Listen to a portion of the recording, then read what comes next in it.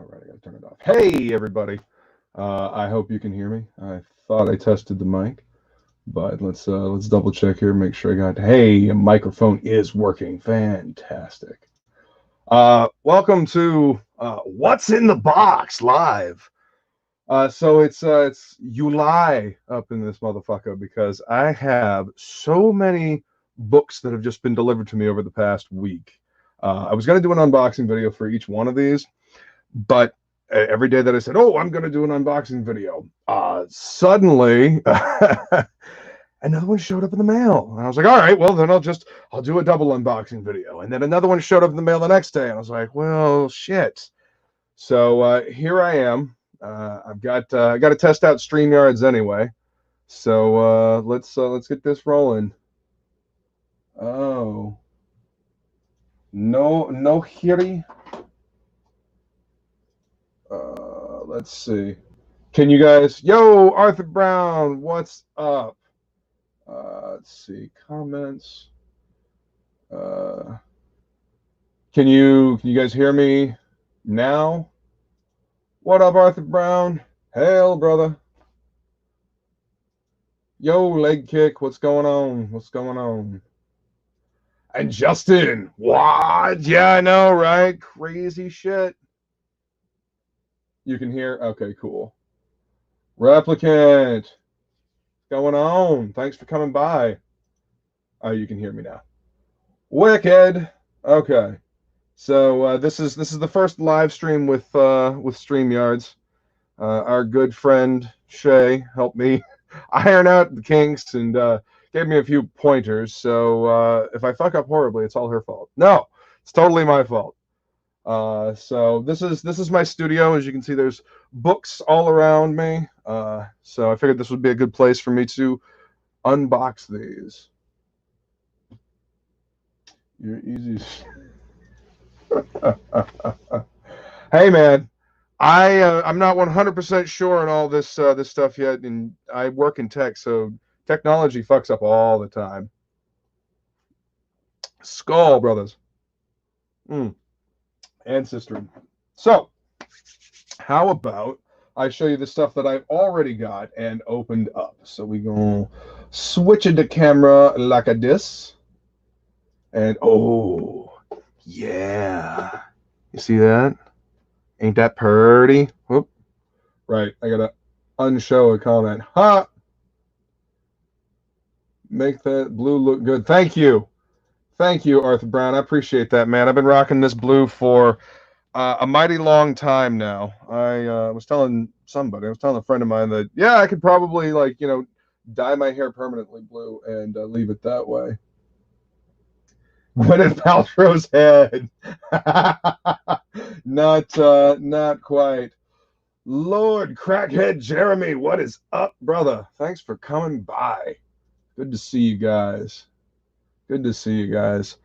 Yeah, so got StreamYards and figured I'd go ahead and kick this off with some fun stuff, like what these what these are all about, right? I mean, look at this. Look at this. That's a solid hardcover. And Vinny, hey man, if you listening, if you're watching the replay, I want this on a t-shirt, right?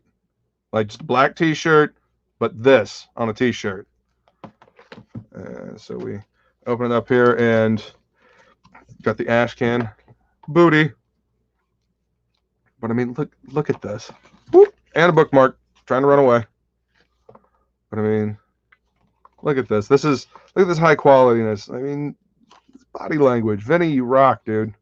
Cannot wait to dive into this.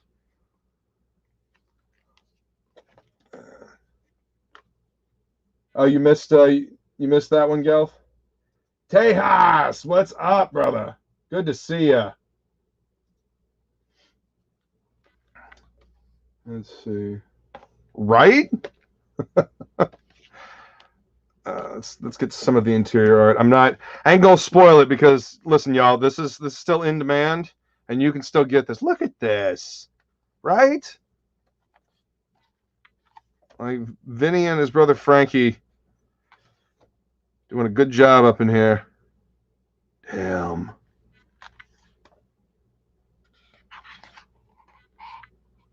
Okay, that's all you get. But yeah, look at this gorgeous book. This nice hardcover. Mm-hmm. Y'all need to go grab this because, like I said, it's still in demand. As a matter of fact, give me just un momento, and I will. Go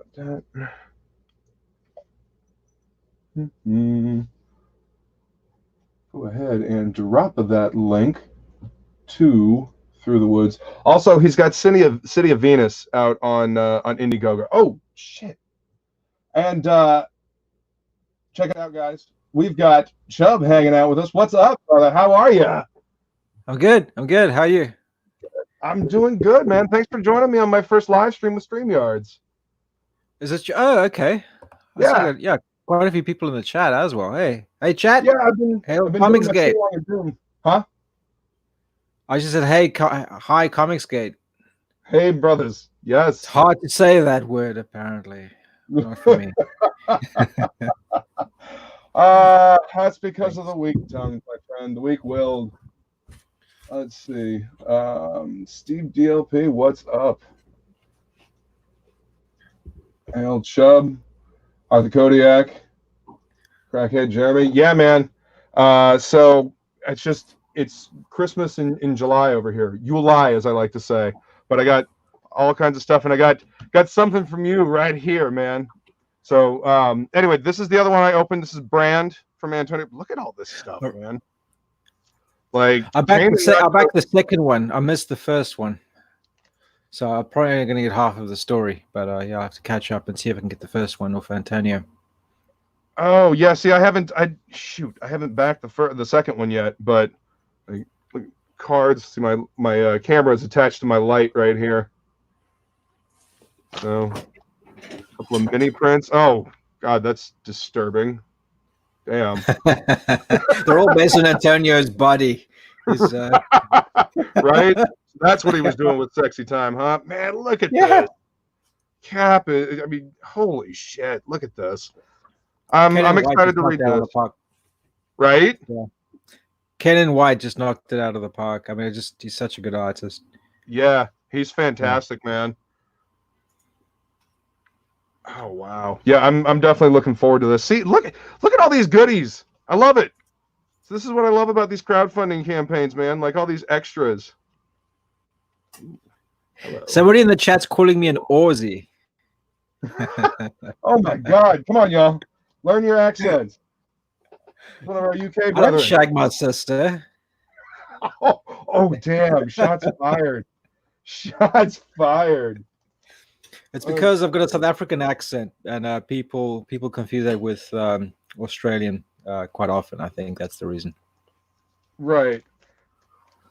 So is that where you're at? Are you in South Africa or are you in the UK? No. I spent most of my life in South Africa, but I immigrated to the UK quite a while back. So that's awesome. One foot in Africa, one foot in Europe. Kind of. Look at that opening page. Try to do this without glaring all over it, but man, let's have a look at that. Look at the layout. Can you guys see it without? Let me. Yeah. Well, it looks good to me. No, make it. There we go. Wow. Like I knew that he was going to do a good job at this, but holy hell, man! Oh, I'm excited. You know what's funny? I'll after I open everything, I'll do a little comparison as to what I got at the comic shop today. Oops, sorry, Gelth. I wasn't implying that you're a sheep shagger. Hey, Bassmaster Dan, thanks for joining us, man. Good to see you guys. Dude, guys, thank you all so much for coming to hang out on my first live stream with the StreamYard, so I can actually have people come hang out with me. You know, and I can also do stuff like. Oh, hang on, let me put this back in the bag. Always rebag your comics, kids. Don't want them to get messed up. I can also do cool shit like, well, when people say, "Oh, CG doesn't deliver," This is what I say. Because here's the proof.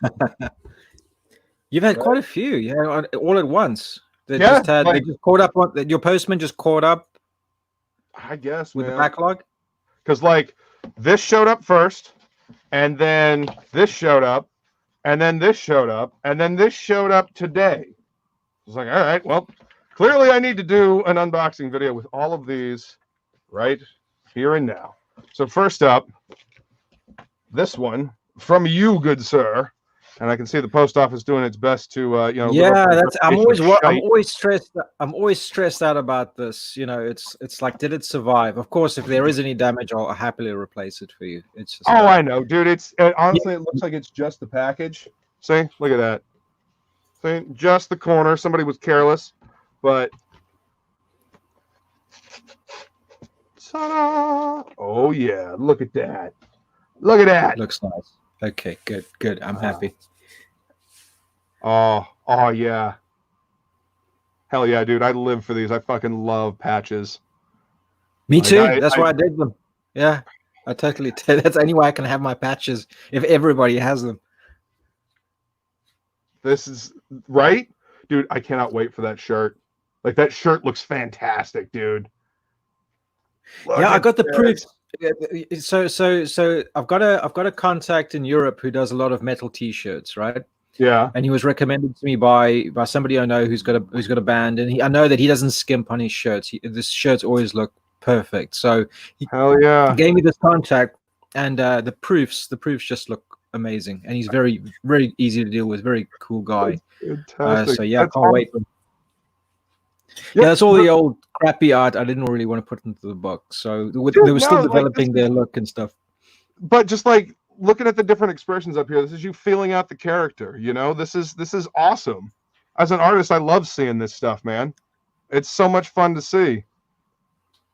Yeah, that's just there was a process of development. How I decided I wanted them to look, and I guess that covers that gives you like a little story of how they.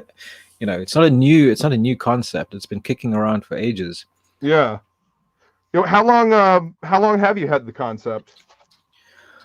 Probably since about 2012. Really? There was just it kind of, what happened was I did a comic. Let me get the comic. I'll show you. Just give me a second. Okay.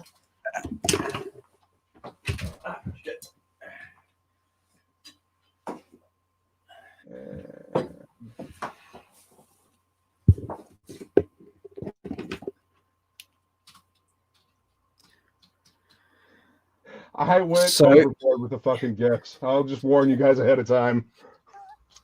Yeah, so I did a comic called Sparko with slave labor graphics, and that was released in 2012. And they asked, and because it's perfect binding, it needed another page to be able to fill out the page count. Otherwise, it would have been a page short. So they asked me to do a pinup. And there's a Templar character in the book. You can see him here on the cover, right? Called Harry. Hang on, and I decided, let's. Since you backed it, you've got the PDF to this graphic novel in your inbox somewhere. Yeah, you do. You got it. Oh, so excellent. It comes with everybody who backs gets a copy of Sparko in PDF format for them to read and hate because it's terrible. But I'll be the judge of that. Thank you very much. It's an early effort. But it's a 175 page graphic novel. You know, so it's quite a read. Is that one still available in print anywhere? Maybe on eBay somewhere you'd still find them. I think the publisher doesn't really publish comics anymore. Oh, okay. So they've folded with the whole, But they asked me to do a pinup page just to fill it in. So I kind of imagined this Templar character with being the Teenage Mutant Ninja Turtles as teenagers, and I just did this quick, badly rendered pinup of them. You know, and it's still called their like teenage skinhead Sparko Templars. That was like the original thing, and Mary Boy just grew from that. It was just like kind of just organically, this little organic sort of thing. Dude, I love the concept. And I love the homage to Ninja Turtles #1 on the cover of this. Like this is fantastic.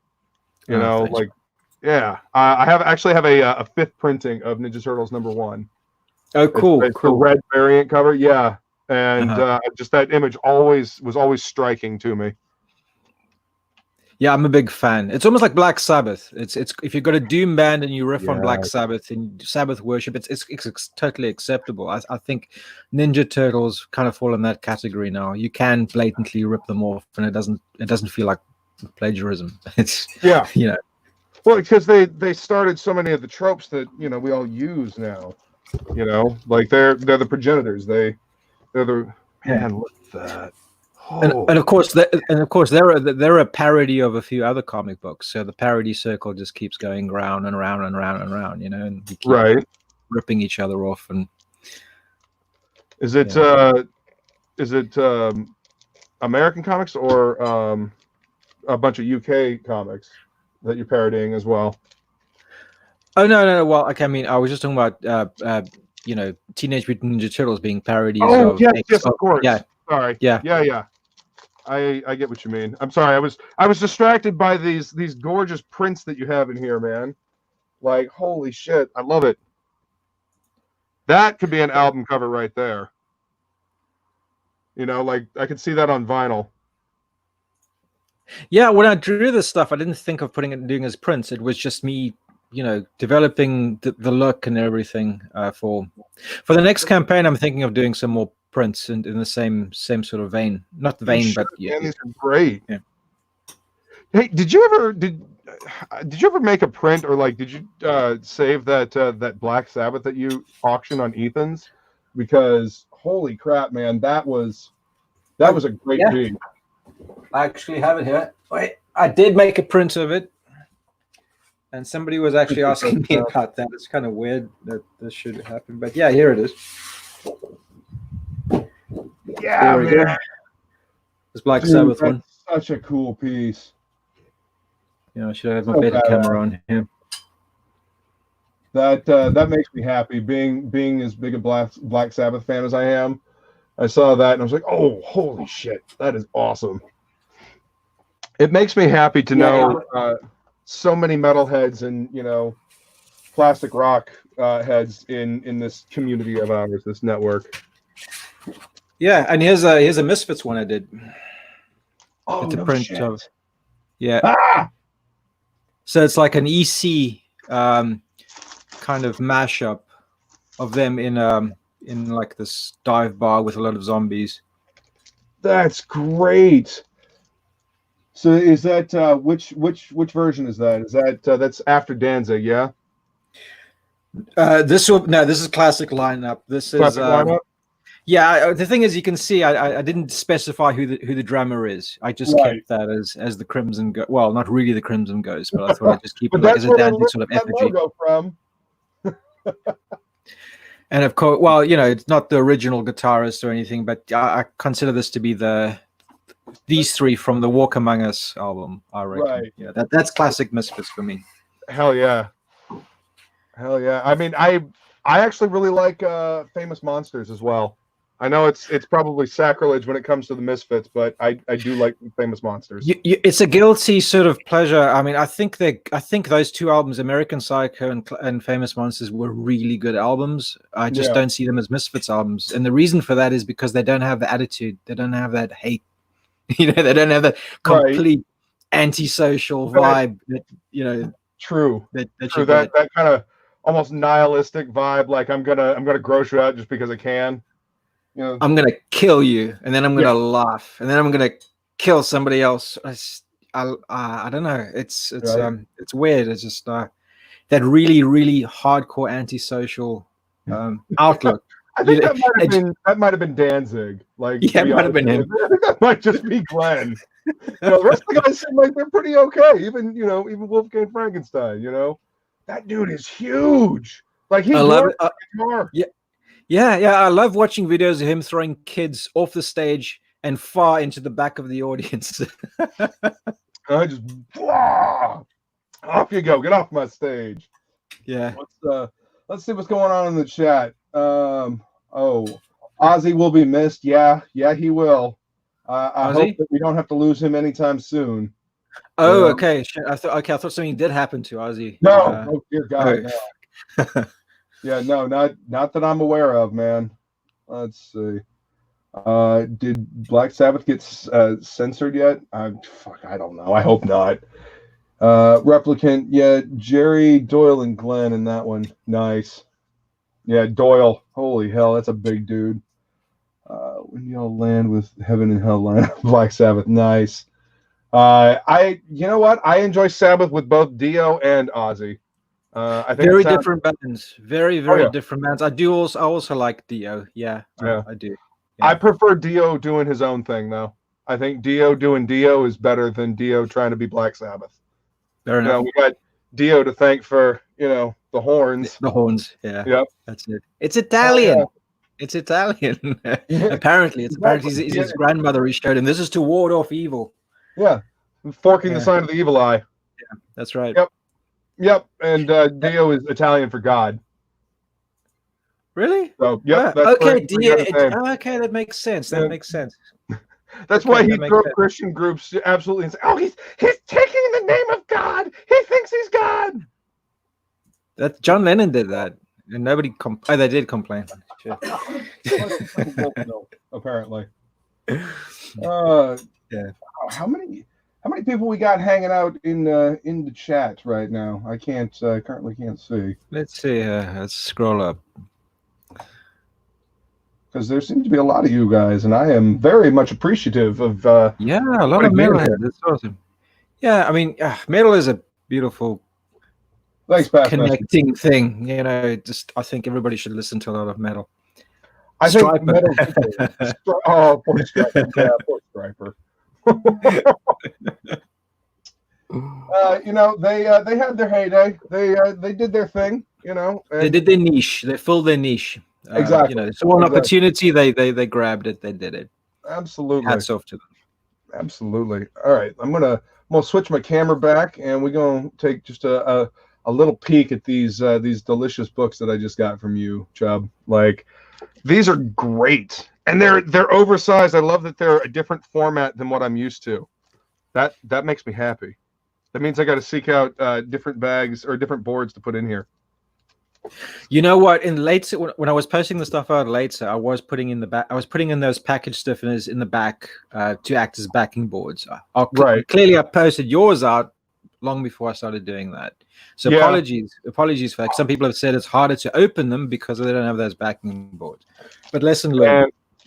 And I've been opening bags and boards since I was a wee one, so ain't gonna bother me none. My dad got me into comics when I was 3. Oh really? Yeah. Yep. My dad too.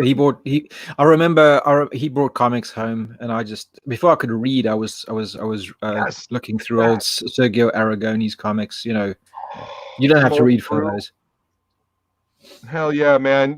I first was introduced to Sergio Aragone's in Mad magazine.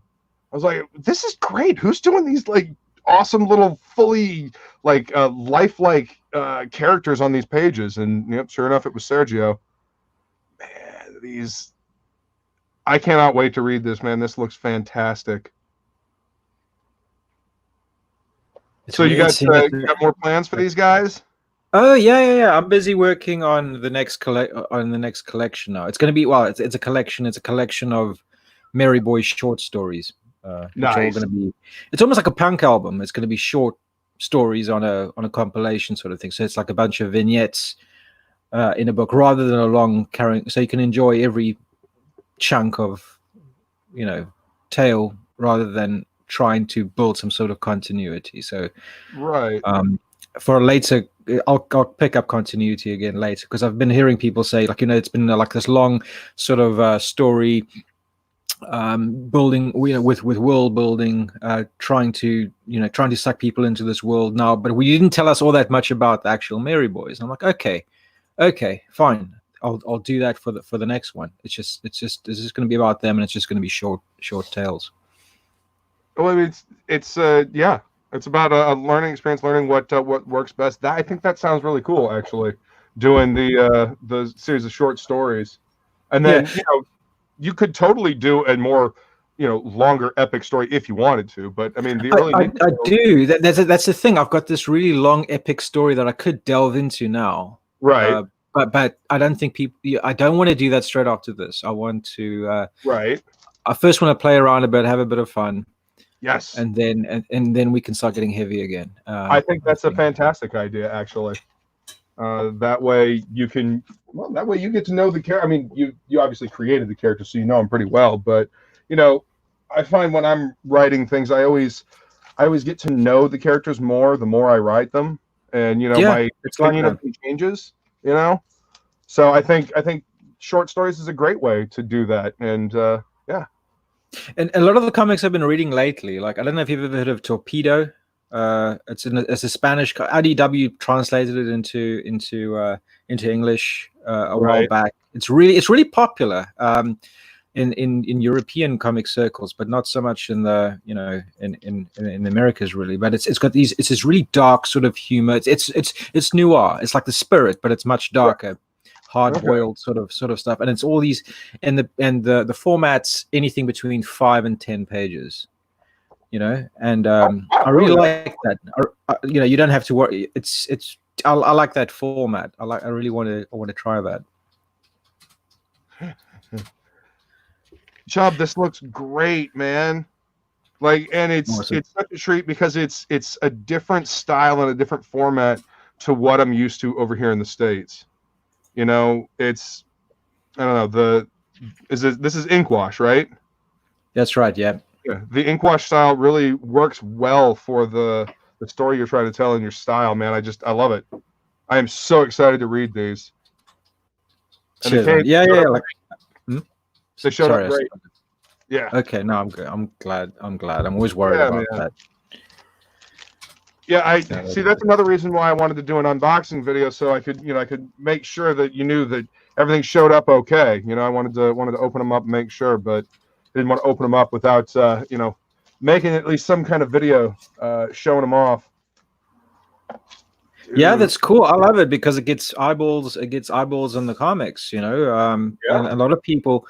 I've noticed this too. That since May, when we started shipping things out. I've gotten so many new backers because people say, "Hey, this is actually happening." You didn't stuff all the money into his back pocket and leg it. You know what I mean? So exactly.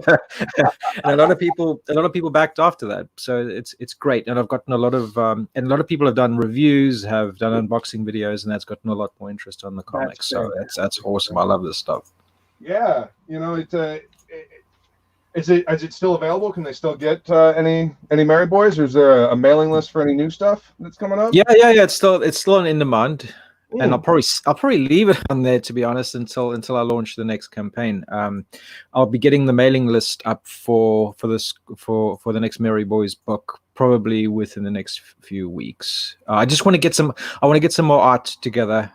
I want to get everything. I want to do all my. This is how I work. Let me show you. I tend to create like a little Bible of the entire comic, like this size. Past Master Dan wants to know what time it is over there, Chubb. Sorry? What time is it where you're at? No, it's about 11 o'clock at night, 10 past 11. All right, now show me that book again. The Bible. So it's like I do the entire comic on small pages like that with the layout. Okay.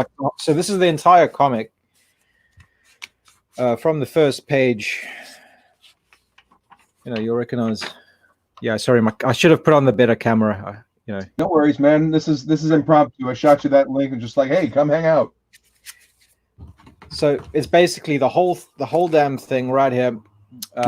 In miniature, just to make sure that all the dialogue and everything works perfectly before you think of illustrating it properly. I want to do that first before I send out the mailing list, and I want to get a couple of pinups done, to get people enticed with the new artwork. I've got some awesome ideas for that. So it should be a few weeks, and then I'll start getting that rolling. Awesome, man. Awesome. So I'm going to go ahead and grab the link for Merry Boys then, so they can get their ass in there and get it, because this shit looks phenomenal. And I like to talk about the things that I actually enjoy. I mean, obviously I love this stuff. I live for this Yeah. stuff. You know, I work in my childhood comic shop right now, right? The shop's been there for 34 years. I've been shopping there since I was 10. I'm going to be 37 at the beginning of August. And I want that shop to continue to be there, but we've got this crowdfunding thing, and I feel like it's kind of a continuation of my job at the comic shop, which is to help people find cool shit to read. Uh-huh. Is doing this, talking about comics and stuff online, because this is how we hang out. This is how we interact now. These are our conventions, like especially with all the insanity that's going on out there and whatnot. This is how we connect as comic nerds, as collectors, as artists, as writers. So I feel like this is kind of a continuation of my job, as it were. Well, your Read. job is your passion, and vice versa. No, Yeah. but I tell you something. I sent out a tweet today. This morning, I went to my local comic book shop, and and now they're carrying Merry Boys, right? So I took a photo of that on the shelf, and I sent it out, and I think it's been my most liked tweet ever. Right? It's people are really excited about that. I'm like, it's not going to make the fraction of the sales that I'm making online, but there is a certain place people have in their hearts for their local comic book shop, and having it on the shelf there is some sort of an achievement unlocked. It's like this childhood dream of, okay, I'm with all the proper comic book artists and writers. You know what I mean? That was quite. That's the dream when you're a kid. You're looking at your John Byrne X-Men, your Mark Silvestri Wolverine, your classic stuff. You're like, oh yeah, I want to be in a comic shop because that's where these guys were, and these were the stories that gave me the passion to do this. So I get it, man. You want to be in the comic shop because that's how it was done. Yeah, exactly.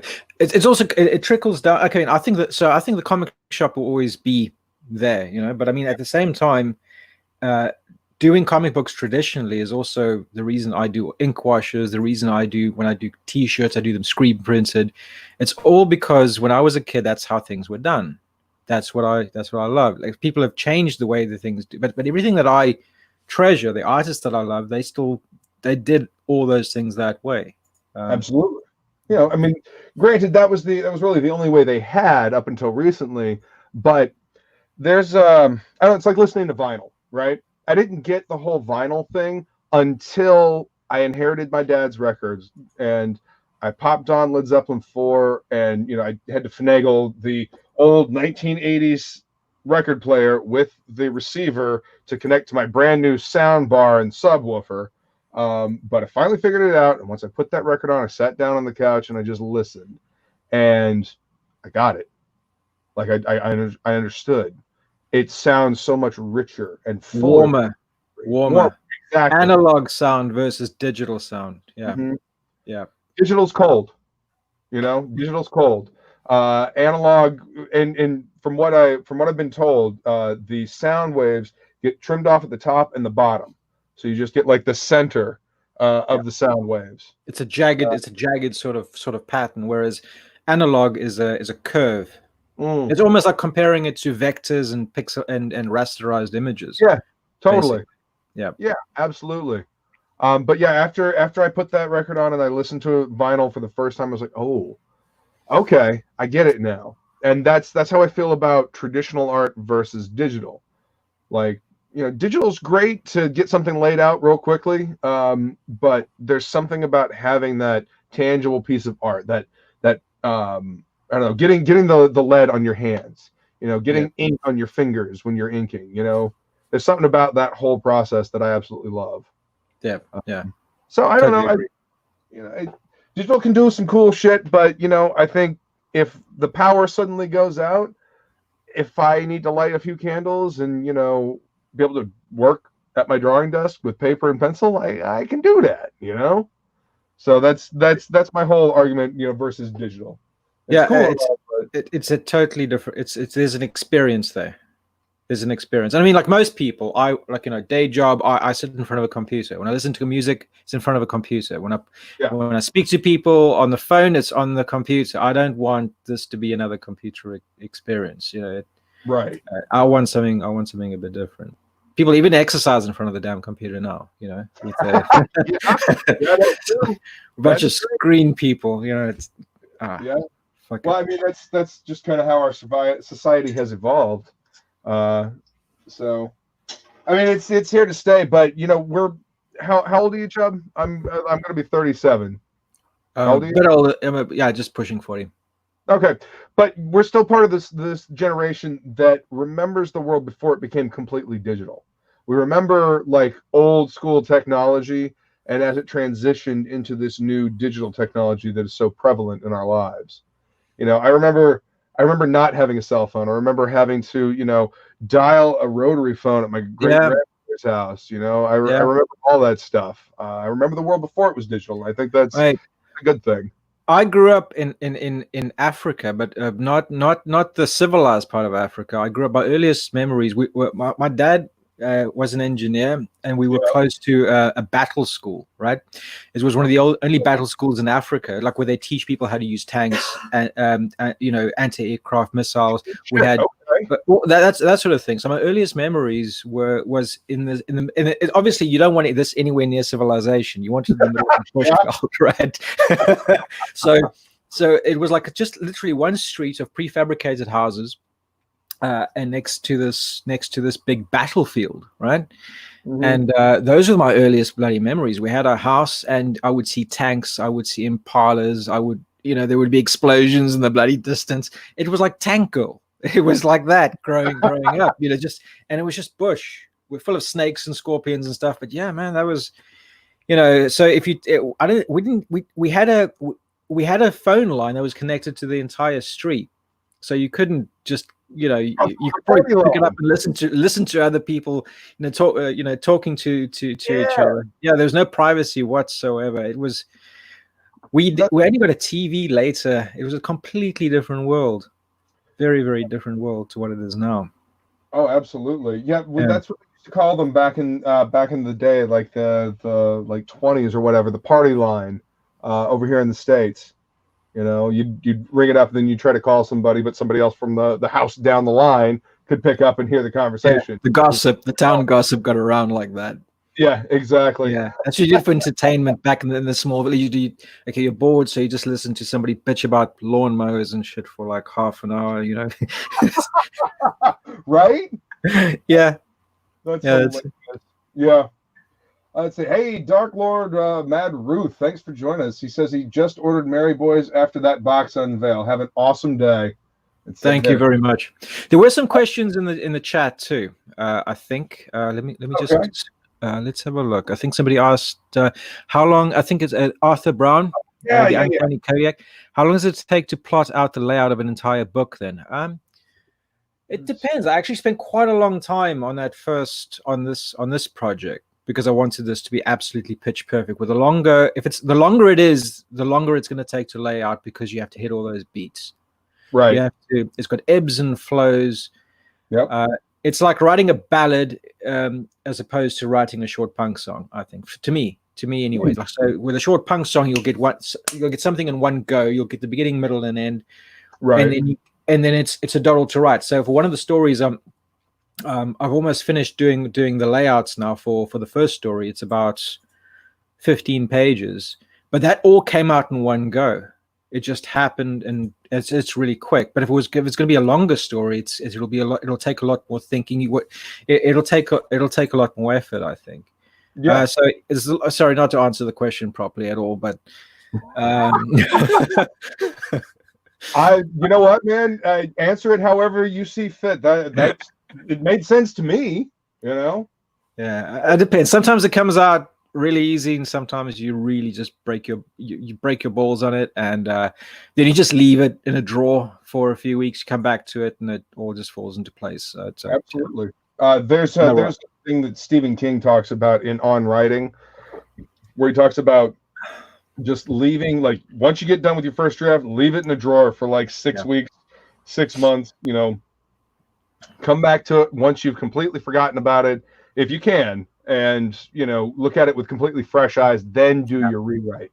Yeah, then you'll hate it. You'll pick out all the problems with it very, very quickly. You'll be a bit more objective about it. Very true. Let's see. Replicant said that's a good looking book, and I really love black and white works. Yeah, it's a damn good looking book. Chubbs does good work, man. Let's see what else.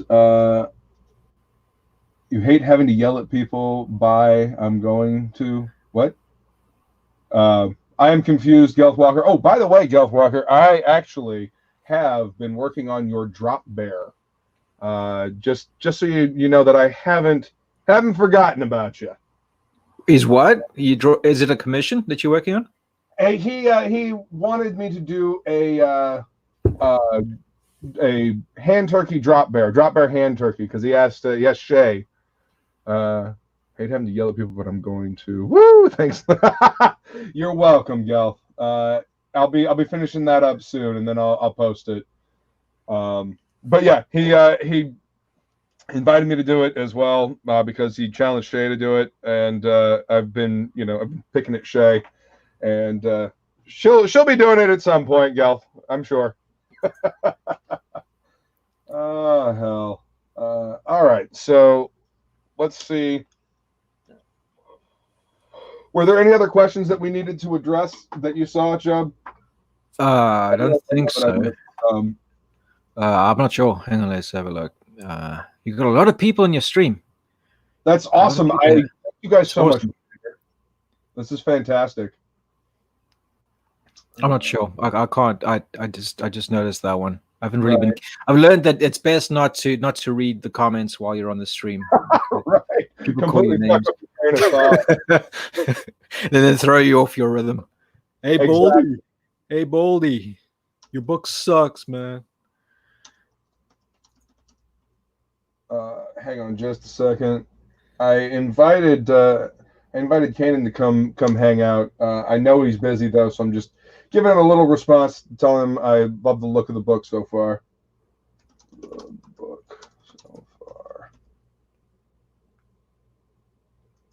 All right, so let's change the camera, and we will open the next box. It's like, yeah, let's have a look. Like Yule. Okay. Who's that from? This is from Mr. Wolf Milk himself, John Malin. Right. Yeah, I believe this is my Graveyard Shift 2. Cannot wait. We'll see which cover this is, because I also got the Huerta cover.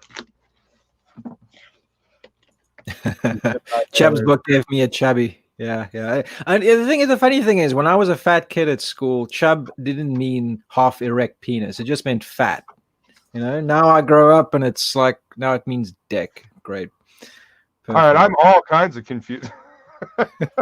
What? A fat kid? Yes, I was a fat kid too. But yeah. I'm all kinds of confused, man. Like, I thought this was. Yeah, that's not Malin's book. What is that? Haunted Pizza LLC? I thought that was Malin's gig. Sea Dog. Right. I haven't seen that before at all. Sea Dog and Kill Switch? Yeah. Oh, dude, this is Mark Poulton's book. Yeah. All right. Had to pick this up just because it looks like such a delicious throwback to 90s superheroes. And I mean, look at that cover, man. All right. And then I'm gonna have to look it up. The goodies in here. Hang on. Since I'm clearly confused, we're gonna have to open all the rest of these now. And we got to figure out what's going on. Because I totally thought that was my Graveyard Shift Volume 2. Now I need to see if I actually got Graveyard Shift Volume 2.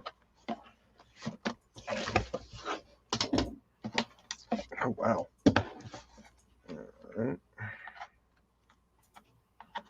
And I cut myself on live stream. Okay, no, good.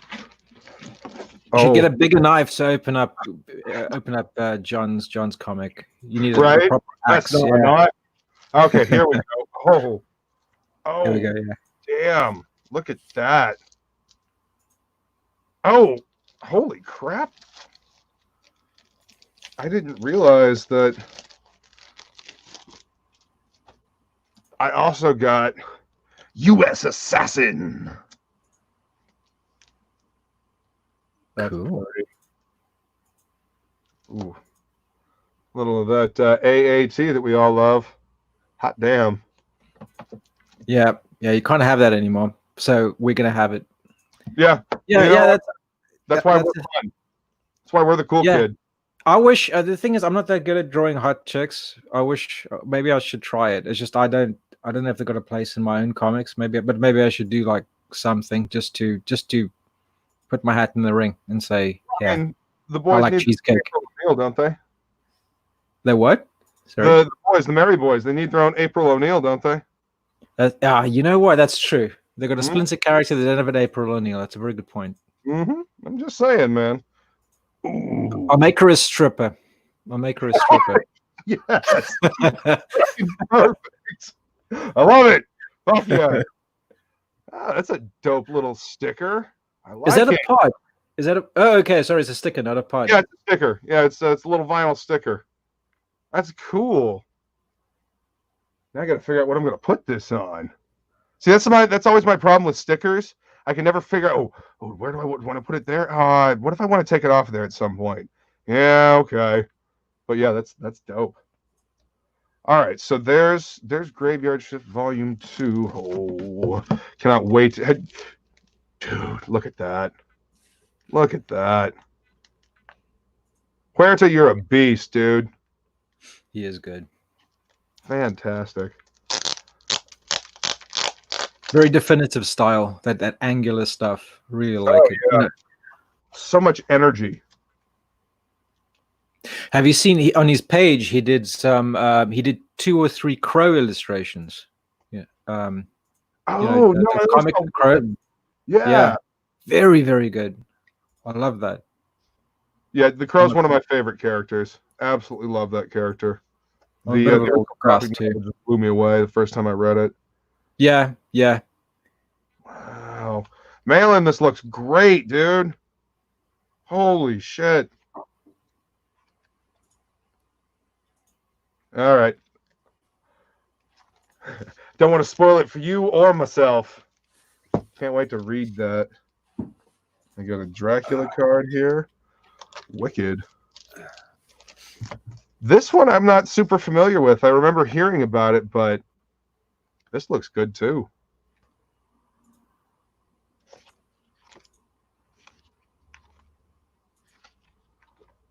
Oh my god, so much stuff to add to my to-read list. I got stacks of comics that I've no time to read. It's crazy. Right? Yeah. To-read pile is just, astronomically huge. It's for my retirement one day. Hopefully I won't go blind before I retire. Be like that Twilight Zone episode where the dude, he's the only one left alive, but he's like, oh, I finally have time to read. And then he drops his glasses and he can't see. Yeah. Exactly. All right. So what is this one, then?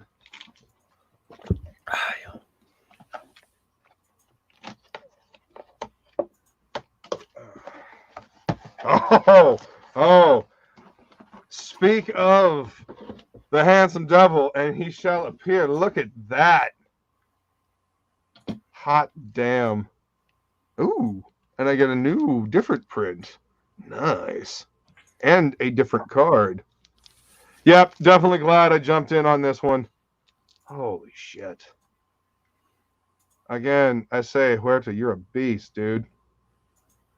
Wow.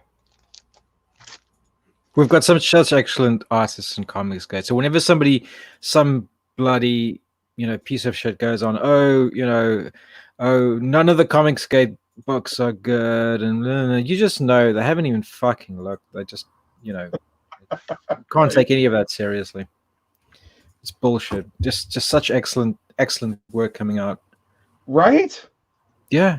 It's a good idea, Arthur. Put it on your guitar. Hell yeah, that's a perfect little guitar accoutrement. And yeah, man, I was at the shop today, and there's a lot of empty space on the wall. And it has been a very, very long time since I've seen the wall look like that.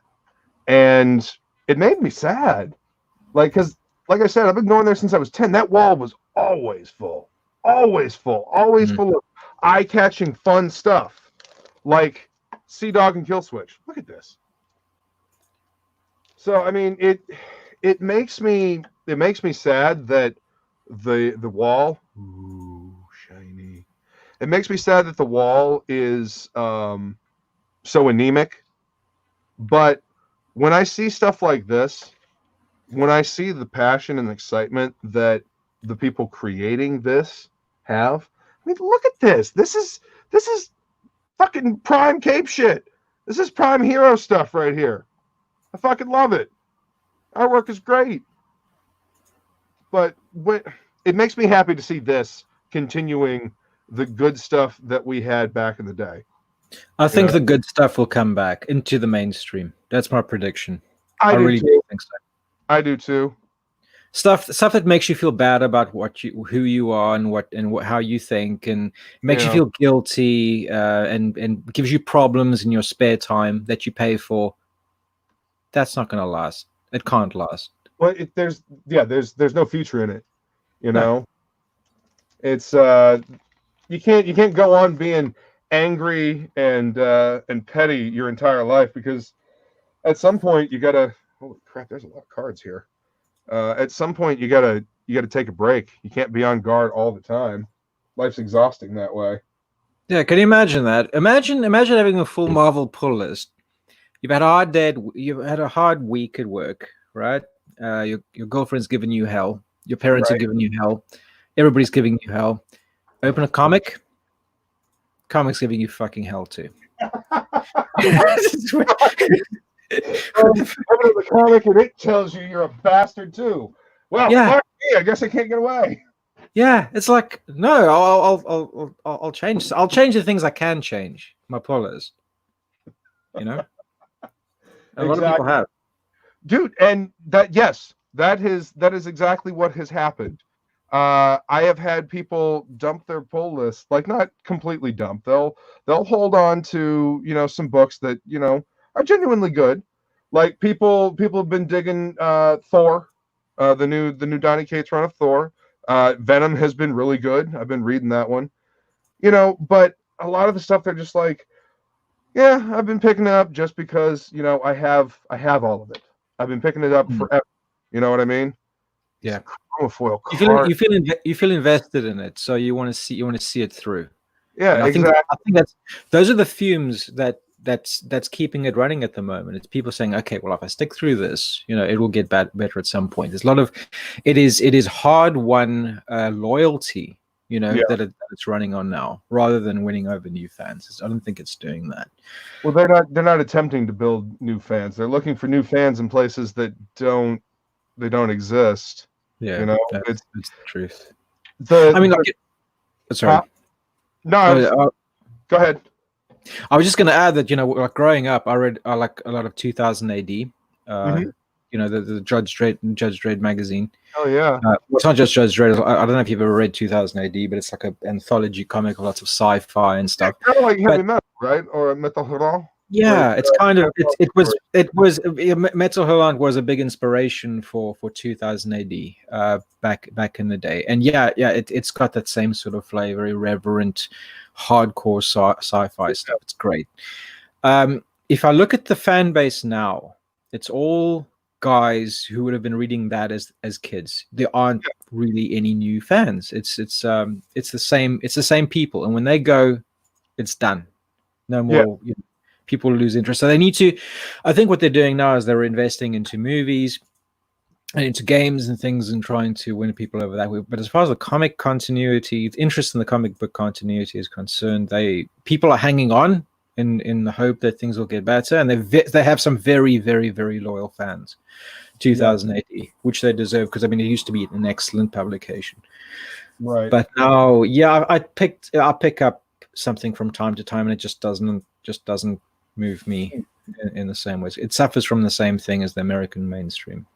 Not as bad, but still, well, that's good. Could be better. Honestly, this is one of the few books that's I still have a pull list, but it's mostly the independent guys. It's Dark Horse, it's Boom, it's Dynamite. It's not the big two. You Yeah, know. I've never read The Boys, because I always consider. I looked at the concept and I heard what somebody told me what it was about. It was about a team of guys kicking superheroes' asses, superheroes that have gone bad. And I always thought it sounds like very close to Martial Law by Pat Mills. So I never really Oh, checked it out, but apparently The Boys is really good. oh, it's So fucking. It's Garth mm, Ennis just unleashed on Cape shit. yeah. It's Garth Ennis doing what he does best. Mhm. Being completely irreverent and destroying a trope, if you will. Yeah, Garth Yeah, Ennis has got that. He hasn't. Yeah, well, I haven't read. He's one of those. He's one of those guys that just. I've heard that he hasn't really changed all that much. So I'm keen to catch up again on the stuff that he's brought out his in the his meantime. Punisher stuff is always good too. Mhm. Let's see, Punisher Born. Most recently, he did Punisher Platoon, which is like Frank Castle. It's Marvel Max, but it's Punisher back in Vietnam. And it's like he's not the Punisher quite yet, but you see what kind of leads up to and builds the Punisher and why he becomes the way he is. Yeah, Punisher Born by Garth Ennis and Derek Robertson is fucking brutal, gory, awesome fun. Yeah, I Cool. always I always dig Garth Punisher. Some people don't, but I do. It's Right. always It's gonna uh, sound weird, but I've never read any Punisher comics ever. It's one of those. really. Yeah, yeah, yeah. It was because I read. I was like quite hardcore into my big two stuff until about the mid 90s. Hmm. And it was one of the things I never really got to pick up, which I probably should have. And after that, I just focus on independent stuff. Yeah. But yeah, no, oh, good. I'll take that as a recommendation then. Oh yeah. Look for some Mike Baron Punisher and Chuck Dixon Punisher. Mhm. Both writers. Jim Lee did some really good Punisher War Journal stuff. There's a crossover between Punisher and Wolverine that's just classic at this point. I'm sure you've seen the picture. Punisher's kind of got like a torn shirt and a bandana, his knife and a gun, and Wolverine's like slashing at him. He's got like a cheetah cape on or something like that. Yeah. I have, yeah. It's From a the old previews magazines and things from back in the day. I remember oh yeah, seeing that. definitely, definitely. It's some good stuff, man. But I miss fun action comics like that, and that's what this stuff reminds me of. That's why Mm. I'm always so excited to get this No, stuff. no, no, no, no, no, no. You're not allowed any of that anymore. Okay, now you Oh got to. no, You've had your chance. All right, now you have to sit down and listen to me bitch at you for the whole duration of that comic book. fuck that! You can eat shit. I'm not fucking doing that. Mm. I apologize if I slip into like a foreign, UK accents. I love accents and dialects because I used to work downtown here in a tourist town, and so you work on this and you get bored, right?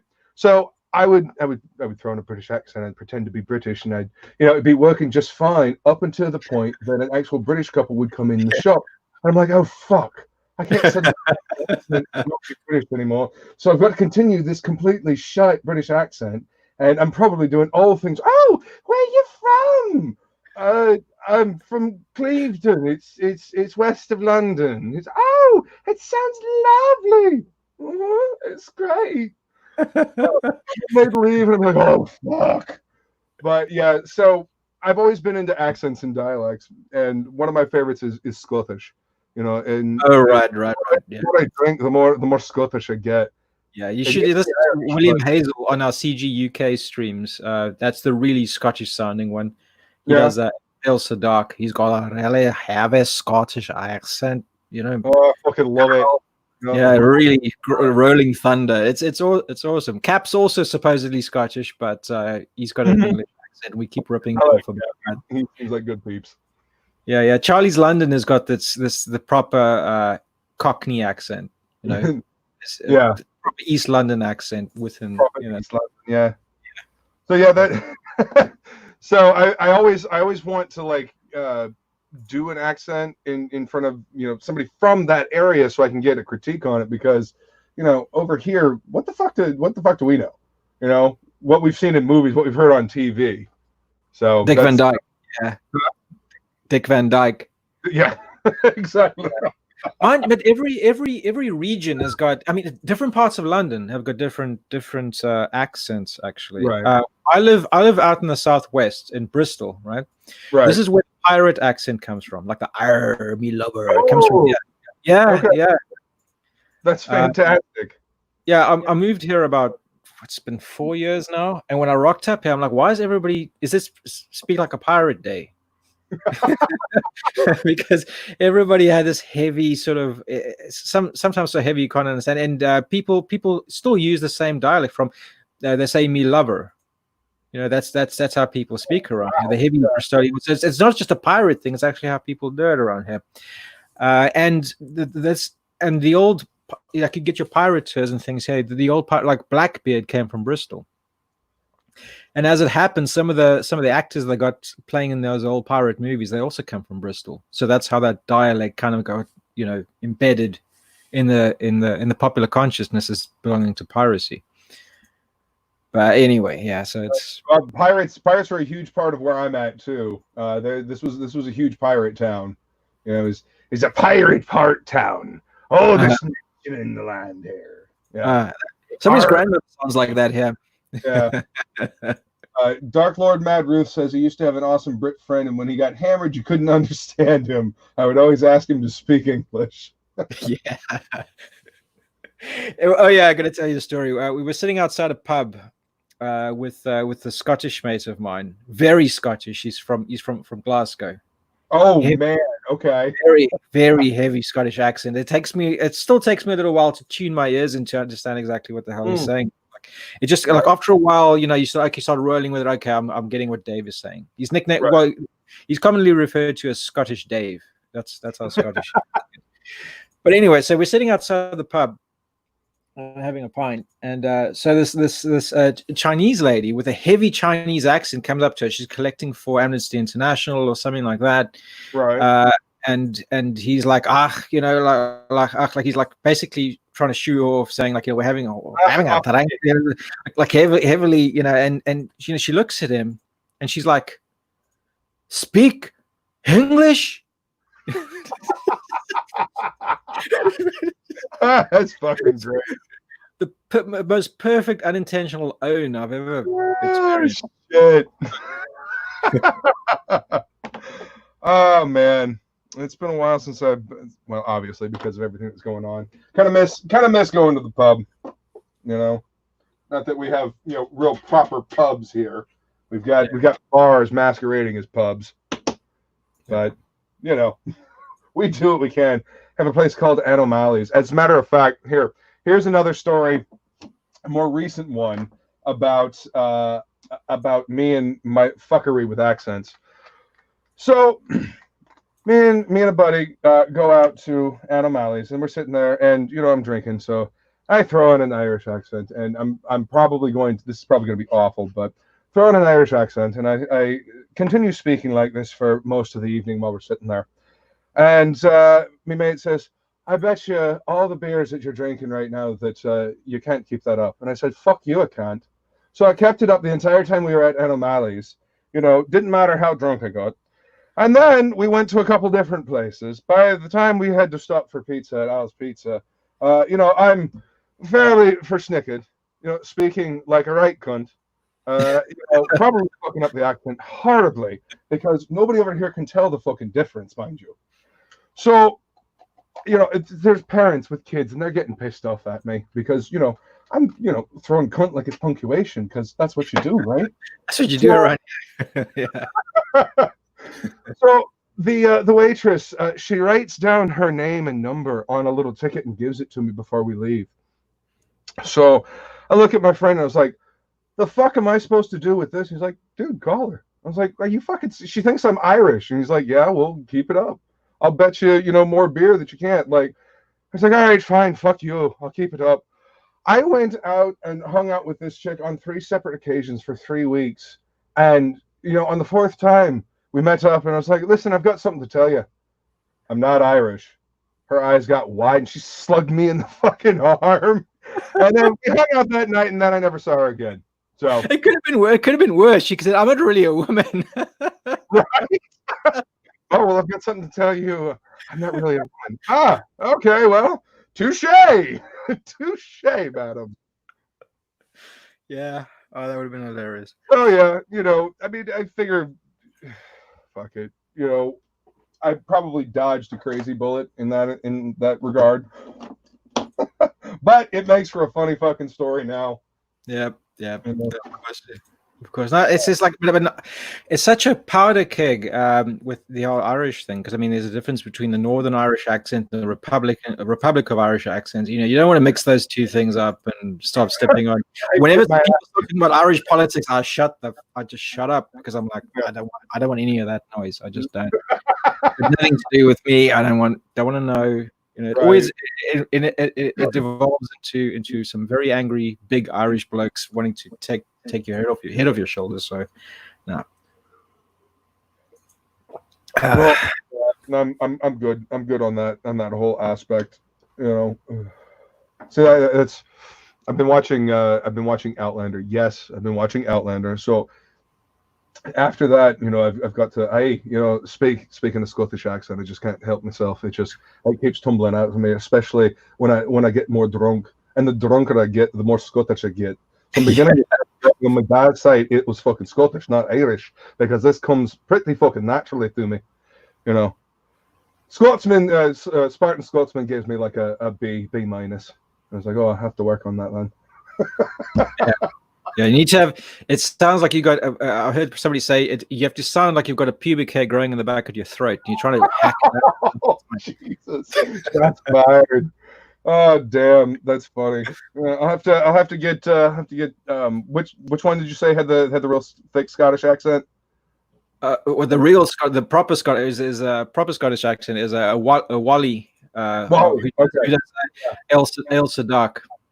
All right, cool. I'll have to see if I can get him on, and then he can critique my accent, and maybe I can mimic his. He's got a mailing list coming up now for his new Elsa Dark book, actually. So maybe that's a plan. Maybe that you can set that up, and you guys can throw accents at each other. He can wear you can both wear kilts and insult each other. Well, actually, that's something I would love to do. I actually would love to start doing interviews. I used to do interviews back in the day.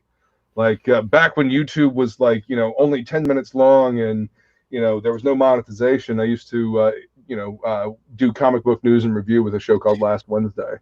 Yeah, you did Ethan, right? In 2007? Yeah, I watched that. Both of us baby-faced. Almost unrecognizable, like, right? completely different. Completely different. His younger brother, Noah, was there as well in the interview. But yeah, he was talking about Cyberfrog back then. He's like, yeah, it was my first comic, Hall of Heroes and whatnot. But yeah, he had just gotten done doing, I think, what was it, DC Rebirth or something like that. Mm-hmm. Yeah. Amazing. Well, Noah is also quite. He's a big name in a completely different part of the comic book industry now. He's also got a show. He interviews people quite regularly. I've been catching up on that. So he's it's on YouTube. Yeah, it's I can't remember exactly what it's called, but if you Google, if you put Noah Van Sciver in there, it'll come up. Awesome. And he does interviews for like mad related stuff. And it'll be Fantagraphics stuff, a lot of the indie stuff. So it's different to Ethan, but he's also a talented guy. That's Actually, I saw his book, One Dirty Tree, because Ethan said it, and I looked it up on Amazon. It's actually on my Amazon wish list, so gonna pick that up.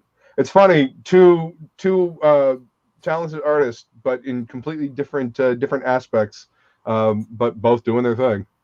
Yeah. It's weird how that gene changes. It's cool to see how comics hit people differently, like superhero stuff versus like Sunday strip humorous make you think stuff, slice of life stuff, just I don't know, it's always cool to see how comics hit people differently. what influences people. Like what were some of your influences when you were younger? Like, just it's a thing. I read so much stuff. Like okay, Mad magazine was big. I really love Mad, which I think has probably contributed to the whole ink wash thing I'm doing now. I read superhero comics. I loved Spider-Man, Batman, the Hulk. Those are my favorite superhero comics. I also read like a long run of the Flash before Mark Waid got into it. Not to diss him on that on writing. Apparently, he's quite good at it. Let's see. I read some Superman, but also loads of other stuff like Andy Capp. I liked. I'm probably missing out like the major thing. Asterix. I mean, Asterix were probably some of the earliest comics that I read. Never read Asterix. Really, it's so good. It's incredibly good stuff. Yeah, very very good. It's really good. It's really good satire as well as humor. And the illustrations are top notch. You can't go wrong with Asterix. Get yourself one of those omnibuses. They cost about 10 quid, probably about $13. And you get about five books in one. Really good value for money. Excellent comic books. Nice. Okay. Well, then I'll have to look that up. Yeah. I'll add it to the list of things that I need to read. There's so much good stuff out there. That's why I don't want to waste my time on garbage. Like I want to read stuff that makes me feel like I've spent my time wisely. Like collectibles and whatnot, but when I read a story, I'm investing time. I can earn more money. I can't get more time back. You know what I mean? Yeah. So that's why I find myself going back rather than staying in the present. I will go back and I'll be because I'm so tight with money. I'll just be I'll like something that's been around for years. I'm like, everybody says this is really good. I'm like, okay, I'll take a chance on that. Yeah, I mean, back issues in the comic shop. I mean, we sell lots of back issues because there's some really good shit back then. Lots of fun stuff. The heyday. So we sell some modern back issues, but we sell a lot of back issues from like the mid 80s up into the mid 90s. Yeah. But EC Comics, for example, I was always a big EC Comics fan. I got when they did the early 90s reprints. Yeah, I got on board then, and to me that just blew. This was done in the 50s. Like it was amazingly good. Dude, they made the Comics Code Authority to shut those guys down. Like that Comics Code Authority was tailor-made to shut down EC Comics because they were raking in all the money. Like those horror comics were what everybody wanted. Mm-hmm. Yeah, mm-hmm. I know. It almost feels like it's happening again now in a way. We might as well have Frederick Wortham back again. Anita Sarkeesian is basically just another Frederick Wortham. We don't have any one person in comics. We've got a whole bunch. We've got a whole team working on that right now. No, but anyway, you're not wrong, dude. You're not wrong. Like the fucking witch hunts that happen because of it. They must change because they're causing these ills. Dude, you hit that right on the fucking head. It's exactly the same thing. We are this, we're X, we're Y. But I'm also confident that in a few years' time, people will have the same sort of affinity going, I remember CG. I remember Comicsgate. And no, they were fine actually. They were doing some good work. Mm-hmm.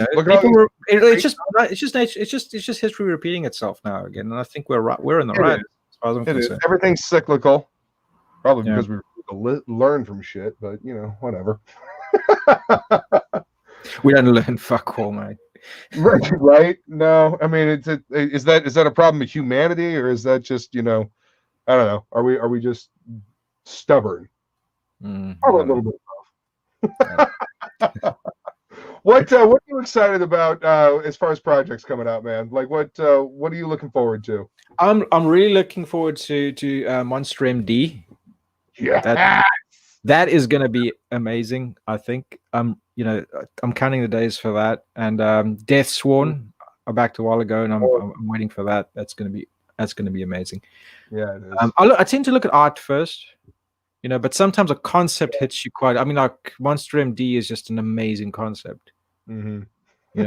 It's got style and attitude, and that's that's Von Klaus, man. Like he transfers that style and attitude of his into the comic. It gives it kind of like a, I don't know, a dirty dark rock feel. Yeah. That's the vibe I get from it. I love that You know? mayhem T-shirt the protagonist wears. I'm like, yeah, this is coming from a good place. I like that. Yeah, yes, this is coming. Hell yeah.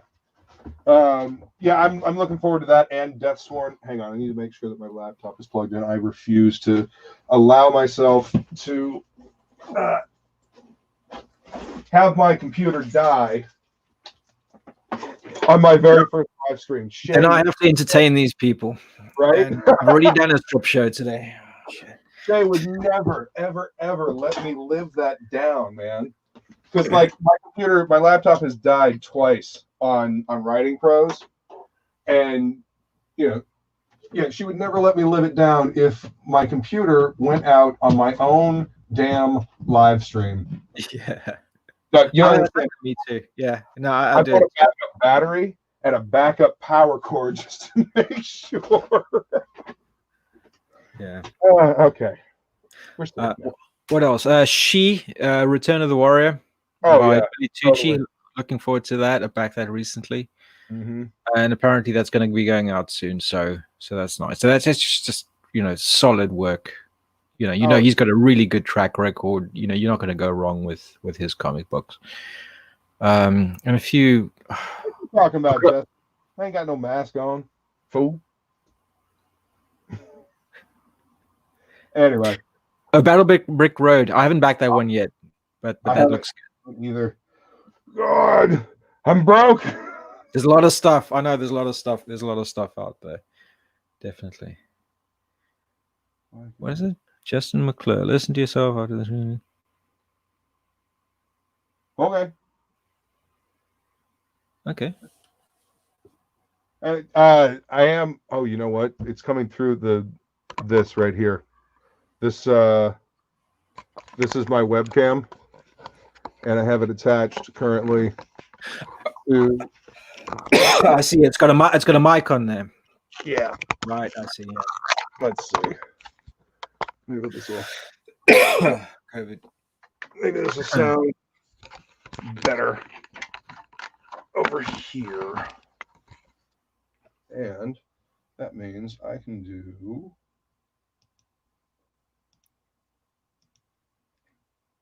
this. There we go. So maybe it has a muffle. Yeah, it doesn't surprise. It's coming through the webcam.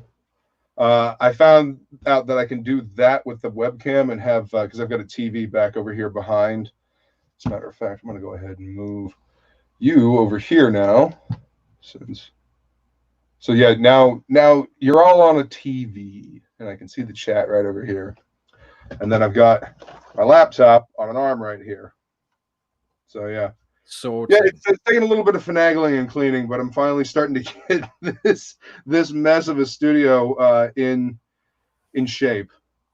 Yeah, I'm still way behind. I've got a green screen that I need to learn to light properly. I got so much stuff I want to do, but yeah, I just don't have much time. Well, I mean, you're making that baller artwork, man. So that takes time. Everything takes so little time, so much shit to do, Right? Yeah. This is a full-time. It is a full-time job. You could spend all day promoting your stuff, chatting to people, making the comic, and be full-time and be utterly exhausted at the end of it very easily. Yeah. You're very welcome. Dude, the book looks great, man. I cannot wait to read it. That's awesome. And it's completely fixed now. Yes. Okay, good. All right. Great. I appreciate you guys giving me the feedback so I can fix this shit on the fly. Still figuring this out. Like I said, this is the first live stream with StreamYards. So far, it's pretty awesome. Haven't done a lot of the whole fun shit like this. Is this the paid version of StreamYard? So you can do little things, little technology. Oh, yeah. Okay. Yeah, I went ahead since this is supposed to be part of what I'm doing. So gonna see if I can do something with it. So that's why I need to start getting some interviews going, start talking. See, what I'd love to do is talk to new guys like you, like we've been doing. Find out influences, find out what their experience is like, and then talk to kind of our elder statesmen, like talk to Frege, talk to Malin, talk to Adam Post, talk to Ethan, get their perspective about coming from the industry and doing this whole crowdfunding thing. I'd love to talk to Billy. I'd love to talk to Brian Polito, because like Brian's my boy. Like I can see the Lady Death T-shirt. yeah, Yeah. man, I've backed every single one of the Lady Death Kickstarters. Like that's one of my favorites. He's got it sorted out. Have you seen his workshop and his studio? Oh, Taking a tour through all that. I'm like, this is the dream. This is exactly what I want. This is like an evil empire that you've got. Being Nation represent sworn. Yeah. Like that's Very awesome. That's my dude. He's the godfather of this whole crowdfunding thing. Love to talk to Jimmy Palmiotti. He was another one that was an early adopter of crowdfunding, like getting. If you can get him, that would be great. He doesn't seem completely adverse to Comicsgate. Jimmy. Like you treat Jimmy with respect, he will give respect back. Like I get that vibe from him. He's lefty kind of guy, and a lot of people in Comicsgate are actually left wing kind of people too. They just don't want. A lot of my friends are. Love them. Yeah, I don't know. I'm not going to go into the whole bloody. But that's facts are facts. You know this. I know this. But a lot of Jimmy's a good dude, and he loves comics. That's the thing about Jimmy. Like he's got a passion for this stuff. Both him and Amanda love comics. Like they love making them. They love talking to people about it. They love their fans. Like whenever I go to a show, I got to see Billy, I got to see Jimmy, and I got to see Amanda, and I got to see Brian. Back when I went to shows, I think like the last show I went to was like 2013. All right. Out at San Diego, and that was that whole that whole thing burnt me. So anyway, that's a story for a much different time. But yeah, I would love to start like talking to people that have had success and have made books that are doing this whole crowdfunding thing. The new guys, the old guys, and just like talk about the experience, because this is, it's kind of unprecedented, like because we have access to one another, we can talk to one another, we have communication. Back when Image popped off, they didn't have as much immediate connection. There wasn't as much, I don't know, hyper networking, I guess is what we could call it. You had to do it more traditional media or traditional pathways. You had to go to conventions, you had to talk to people, you had to like press the flesh, as they used to say. Always sounds. It makes you wonder, and I've been thinking about this. Is that if Image had to emerge now, if you had to, with social media in place, would there have been a lot more conflict than what there is now? Would they be in a similar kind of situation as Comicsgate? Would there have been allegations flying around of impropriety? Would they have drama every single fucking day of the week? Would that happen? Do you think? Because there was a lot of volatile personalities back then. There were a lot of people with a lot of things to lose. I just keep thinking to myself, how much has social media affected all this? It's helped us, obviously. We wouldn't be doing this now. We wouldn't be crowdfunding if it wasn't for social media. But would we have gotten as much flack and hatred if it wasn't? I think they would have had a similar experience because people did give them shit for leaving the big two. Oh, what are you doing? What are you doing? You're out of your mind. And some people praise them, of course. But the human experience is just that. They did it through letters columns. Like, you go back and look at Wizard magazine. Now, granted, I'm sure they printed a lot more of the happy ones rather than the angry ones, because nobody wants to read an irate letter from an asshole, so you think, or a tweet for that matter. Nobody wants to read an irate screed. Like, calm the fuck down, formulate your ideas, and actually, put it together. So yeah, I think they would have gotten the same kind of shit if we had the technology. If we had the same technology, but the technology from now and the same mindset from back then, I don't think it would have been as severe. I think it would have been point. more, you know. Very good points. There has been a paradigm shift in culture since then. Very true. Yeah. People are a lot more easily offended now than they were back then. Like, you can offend people back then for sure, but you know, it seems like we are quick to be offended now rather than to understand what somebody else is saying. You know, I don't know. And I don't want to get too deep with this whole thing, but I tend to avoid the whole discussion because I look at it from a content sort of perspective that there are people who have thought about this a lot harder than I have, who have made far better points regarding this. And if whenever I say something, I feel like I'm just rehashing a pastiche of a much better point that somebody has made regarding modern culture. That's so. I don't know. It's an unfortunate thing, man. Like, how are we supposed to learn from one another if we're not willing to listen to what the other person is saying? Yeah, but there's no fun in that.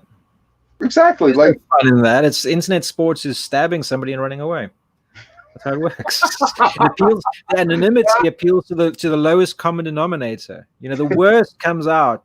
The worst versions of ourselves come out online because we'd have no accountability. We're anonymous. Yeah. And there's a limited, because right now when we're speaking, at least there are more streams of communication between you. I can see your demeanor. I can see your body language. I can hear the tone of your voice, the cadence of your voice. But on Twitter, it's literally just a sentence. I can interpret any which way I want. People will interpret it in the worst possible fucking way so that they can stab you and run away.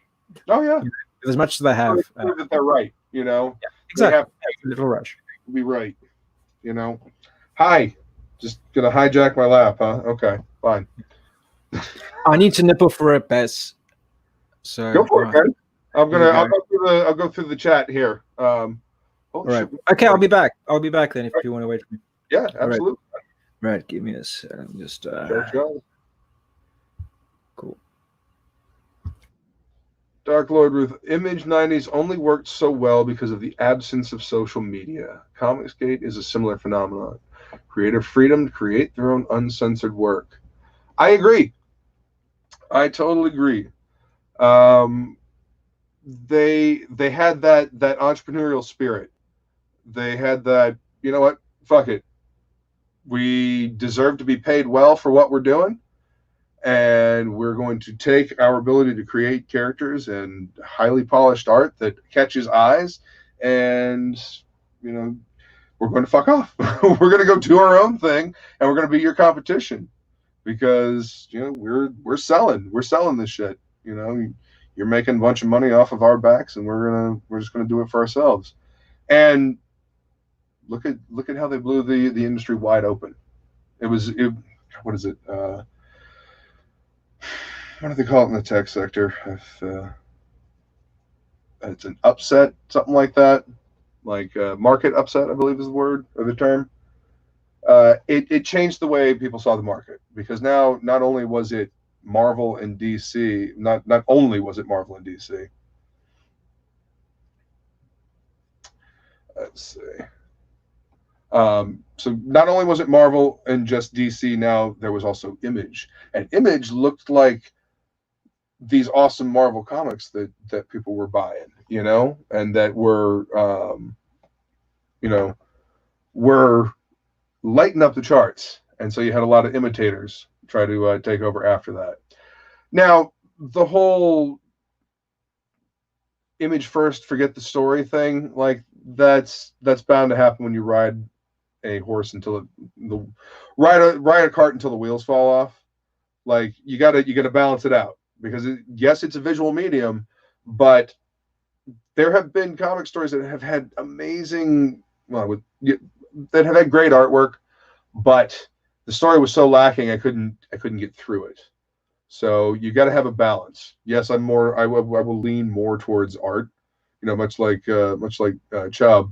You know, I think we artists kind of tend towards, you know, pretty artwork because it's eye catching. It's a visual medium. I mean, it's the whole reason why we like comics. Like, ooh, what's that? And then you get into the story.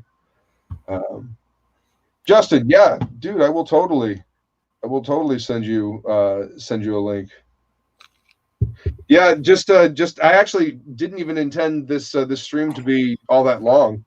I just intended to like pop on and open these up and say hey to the chat for a little bit, and then decided to jump on like Well, it's cool. I mean, I think we gel quite well. Just oh shooting yeah, the shit. dude. So it's fun. It's just because Well, I mean, I don't get out. I don't get out anymore. So when somebody wants to talk to me, you want to talk to me? You want to talk to me? Let's have a little chat. yeah, Yeah. well, you showed up on Writing Pros the other week, and as soon as you stood up and like you're wearing like a sleeveless Misfits tee, I'm like, oh my people. Oh. Yeah, exactly. It's like I love it, because I don't really have any metalhead friends around me here. So finding out like all these different creative people that are part of this. Oh, you like metal too? Oh, yeah. That's why I've been having so much fun with the sing along of Doom. Like I'll start singing because it's my vocal practice. I've always wanted to be like a vocalist, just because my dad was a vocalist. He was a singer. Let's not admit it. He was a singer. He was a performer. He could play guitar, could play drums, bass, like he could do it all. And when I was younger, I didn't quite have the voice. And he'd be like, yeah, don't sing. So when I discovered metal, I was like, fuck yeah, I don't have to sing. So yeah. Oh, speaking of which, that reminds me. Did you guys check out Butch Cleaver on the Indiegogo? Because I've heard of it. I haven't checked. I've been looked into. It's a boy, Metal Movies and Brewskis. Let me. Oh yeah. Okay, I know that guy. There. All right, and let me bring this over here so I can actually. All right. So this is a song that Rotten Glory did the vocals for, or did the lyrics for, and that I did the vocals for, and it is to celebrate our buddy Metal Movies and Brewskis Matt launching Butch Cleaver. So I'm gonna go ahead and play this.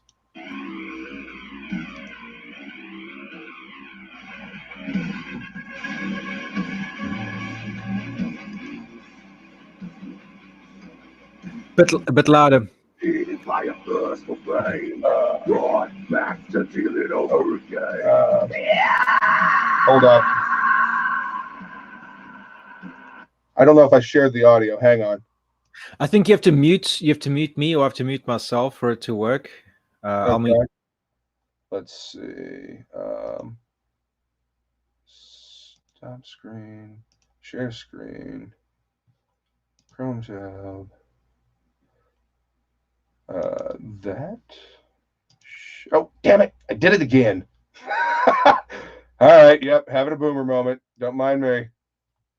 I will figure this technology out. I'm a technomancer. I play with technology. I fix things.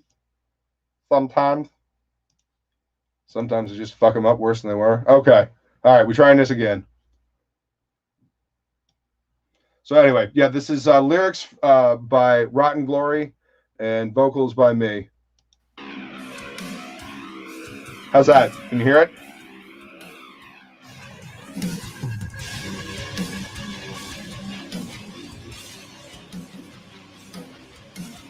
Animated by a thirst for fame, brought back to deal it over again.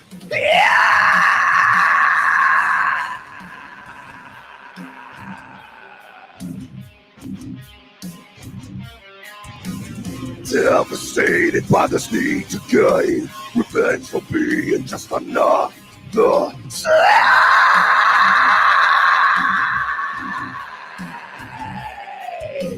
Roll the bones! Roll the bones! Slashing those fuckers on the gothic throats! Roll the bones!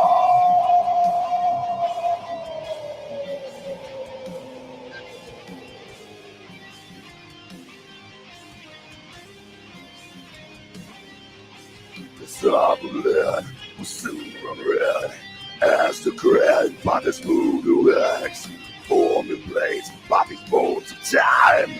All that's left is dark will of man.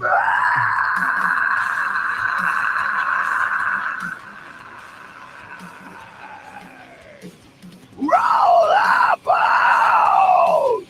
Roll the bones!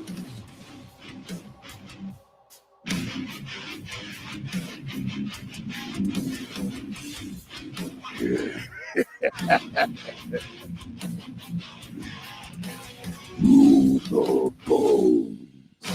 Roll them bones. Slashing these fuckers on the garbage.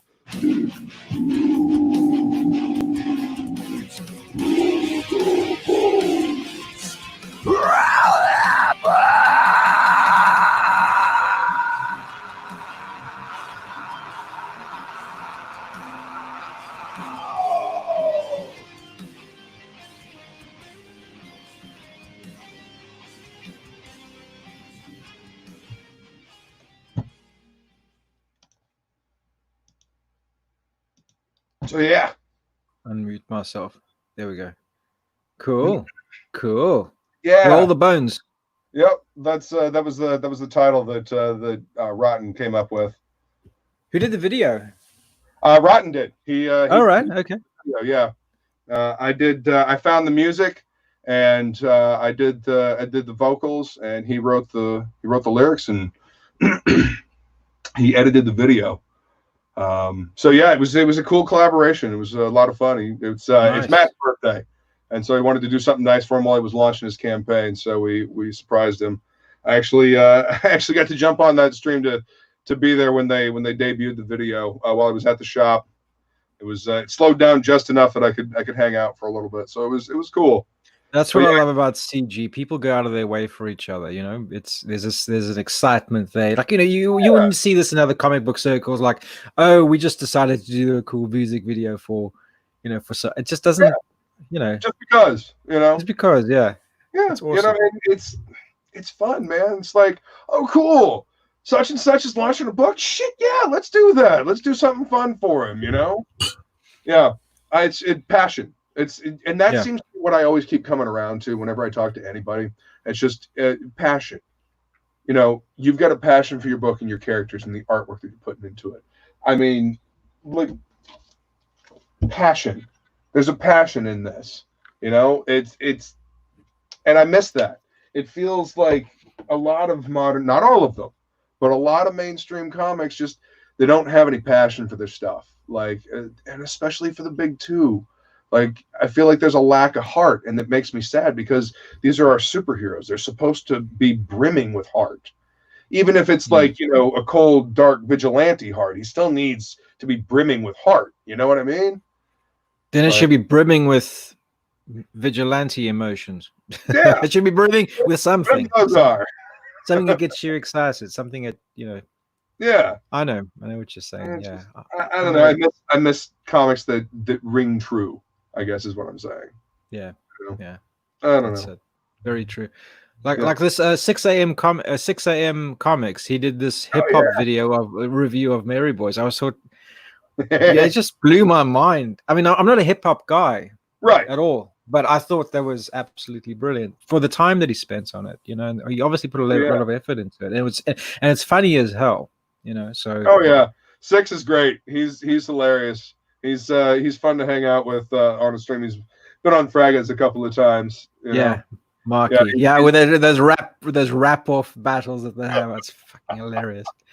Yeah, we've had him on too. We've had him on CG UK, and he's very nice guy, very humble. You know, extremely humble. I'm like, I wouldn't be as humble if I was as if I could do shit like that. Right? Yeah. The side scrolly iOS game that he did? Yeah, I don't have an Apple, unfortunately. I wish I had an iDevice just so I could play it, you know. Yeah, exactly. I don't have an iPhone, so I can't. Otherwise, I'd give it a shot. But absolutely, we got to pressure him to release it on Android as well. Yeah, you know? that makes around him. You know, got to start pestering him. Like, so when's the Android port, yo? Yeah. Like, come on, I want to give you money. Yeah, you know, Starfetch looks good. You know, there's so many projects. The comic. He's doing a comic based on Starfetched as well.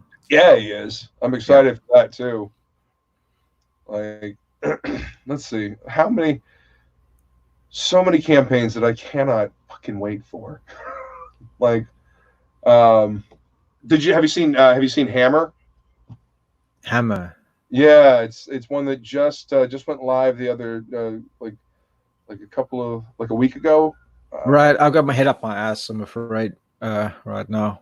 Well, I mean, our dear friend Shay, she did an Indigo or a stream about it last night. That's why I know about it. And Will, the writer for Black Flag, he posted about it too. Yeah. Okay. I'll have a look. Let me bring it up here. It looks fantastic.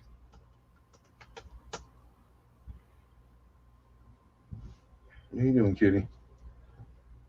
I like the fact that my Indiegogo knows that when I type in something, chances are I'm looking for a comic book.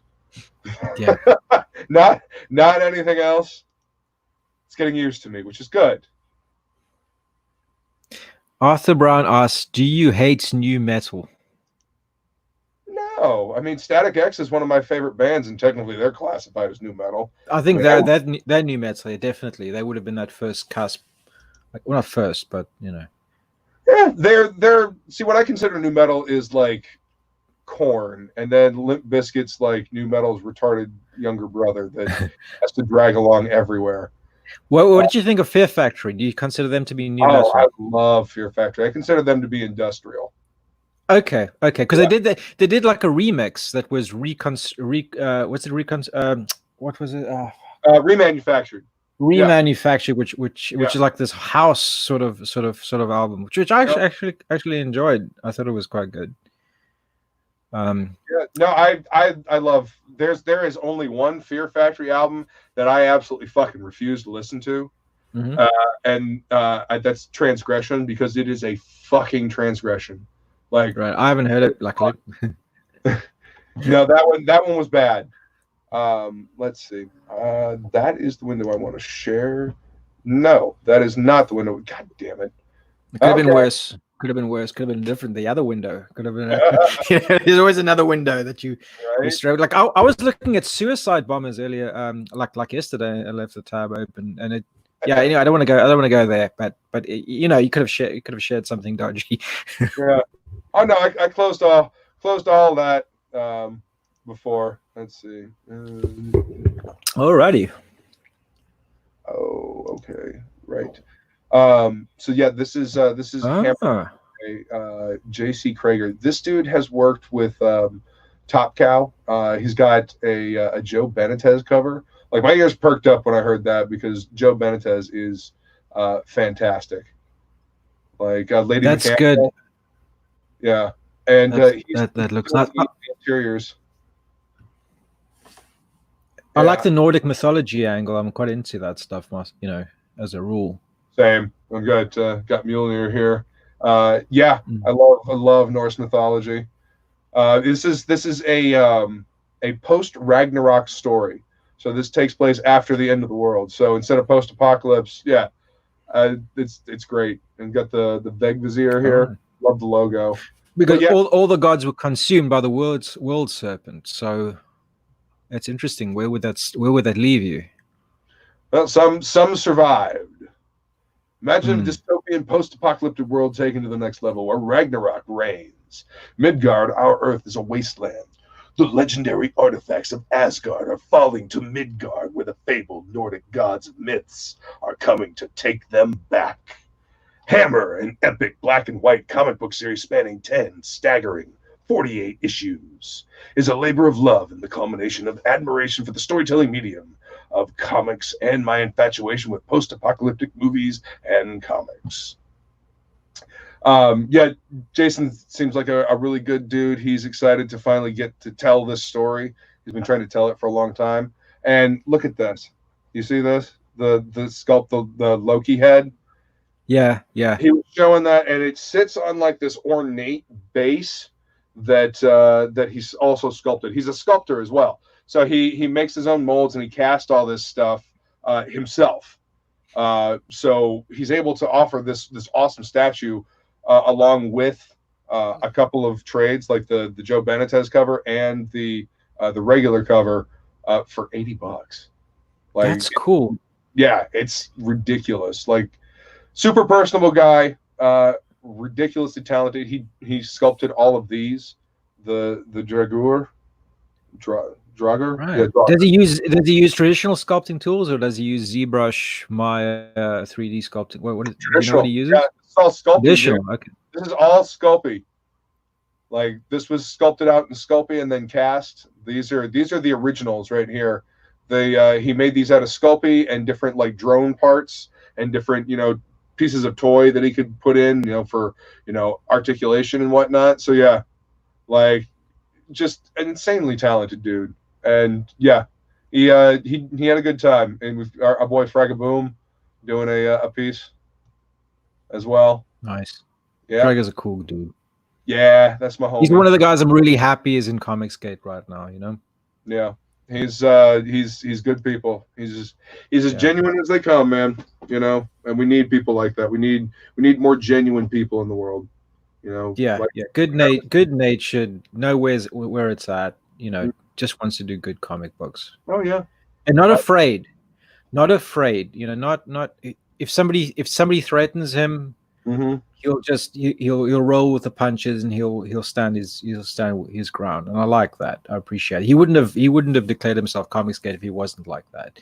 And it's the kind of person you want to lock shoulder to shoulder and just say, yeah, come on, let's do this. It's cool. Yeah. Really cool. Yeah. And again, passion, passion, people passionate about what they're doing, about what they're creating, it's infectious, because like creating stories, it's an energy exchange, it's, you're putting energy into this story and people get that energy when they read the story. Right. So if the energy you're putting into it is half-hearted and not genuine, it's gonna come through when people read it. We may not know what's wrong with it, but we can tell when there's something wrong with it. It's like when you draw a face, somebody can look, if you draw a fucked up face, somebody can look at that face and say, that's a fucked up face. I can't tell you why, but that's a fucked up face, It's with to make an analogy with metal. Have you found that sometimes when a band is starting out and they release their first album, they might not be as technically proficient as they would be later on in their careers, but they make their best music then because it's got that passion, it's got that raw emotion. Whereas later on, it's literally we're better at playing our instruments, but we're rich now. We've got different problems. We got friends who play the stock market. We don't have the massive relationship problems that we used to have. You know what I mean? It's not the same. Completely changes. Yeah. Yeah. Metallica, very good example. Like they used to hang with other metalheads. Now they hang with stockbrokers and it's investment bankers. I think Lars Ulrich's best mate is an investment banker now, and it kind of shows. Listen, it's my personal opinion that Lars Ulrich is a complete fucking twat. Pure and simple. He's a fucking twat. Anyway, we won't get into that. I like certain things about Metallica. Lars Ulrich is not one of them. I'd hang out with James Hetfield. I'd drink a beer with James Hetfield. I'd shoot babies with James Hetfield.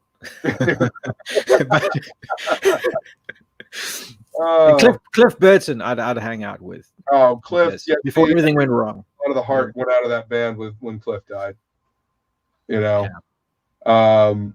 But yeah, I've honestly always been more of a Megadeth person myself. All right, okay, interesting. Yeah, Dave Mustaine's just like angry, fucking pulsating energy. Like, I love it. That his guitar style, just louder, heavier, crunchier. Plus, it's got death in the title, which yeah. Fair enough.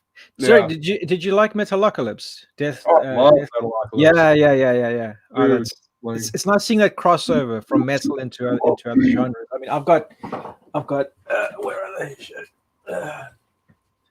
I've got them all here. I think I've got the whole collection here of Metalocalypse, all the seasons. Got to rewatch them. Yeah, they're really cool. Yeah, I think what would be really cool is making like a proper. There is a black metal comic that was released by Oni Press a few years Yeah, ago. Have you it, seen that? yeah, By a guy called Chuck Beebe yeah, Chuck Beebe. and Yeah, Rick Spears. I thought I was following him on Twitter. Shit, but yeah, I remember that. It was kind of like a an epic fantasy type thing. Yeah, Story. trying to gel in all the lore around black metal, and the art styles is Kirby-esque sort Yeah, of stuff. Yeah, so it's not your classic sort of comic. Well, okay, I say Kirby-esque, but not classic comic. It's more like it's different. It's a lot more cartoony than Kirby, but it's got those Kirby shapes and things like that. I right. thought it was all right. You know, I never Oh, got a that's- chance to read it. When it came into the comic shop, it was going out in a pull list, and I didn't add it to my pull list, so I missed it. You know, by the time I realized that it was coming out, it was like, oh shit, this is out. This is the third issue. Oh, okay, never mind. yeah, that's the problem. Yeah, I got the trades when they happen. Or just after they happen, but that's when Oni Press was still making cool comic books. You know, I haven't seen anything. Yeah. I looked in their website recently, and I just couldn't find one damn thing that didn't have that guilt factor, or that this isn't made for you factor, or if Right. you know what I mean. So I just haven't had that feeling for a long time from that You know, publisher. I think it's because they feel the need to do that because they think that that's how they have to survive. You know. I don't know. I think it's certain death, but anyway, I don't want to get back into that. What Again. up, Ink Spot? How you But- doing, brother? Ink Spots. Hey, he's done some kick-ass digital paintings quite Oh recently. yeah, He did this one of Cecil that I was looking at. I was like, "Fuck, that's pretty awesome." right. Yeah, He did a live painting stream the other day, and it was good. You know, it was real good. It was a lot of fun to watch. Yeah. Holy shit! We've been going for almost 2 hours now, and okay, I just flew by. yeah, no, this has been a lot of fun.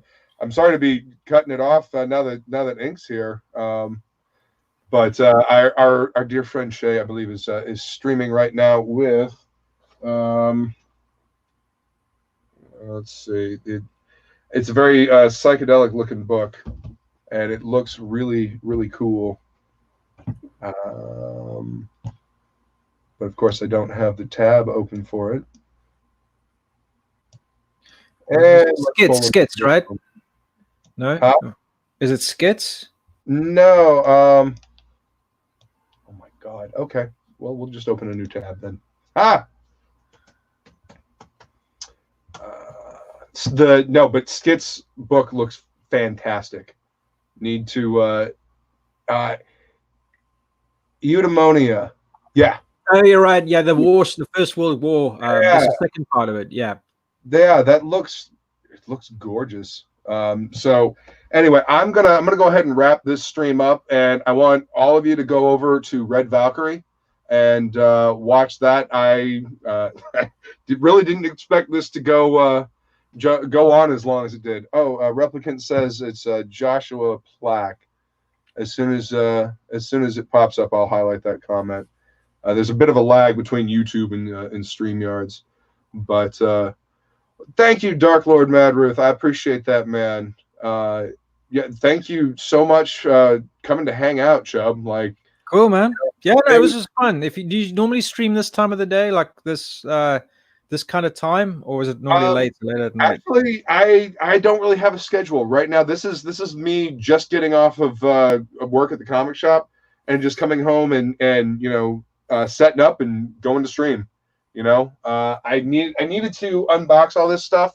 One, because I really want to fucking read it, and two, I needed to test out StreamYards, and three, I needed to make an unboxing video. So, ta-da! 3 birds, 1 stone, yummy dead birds.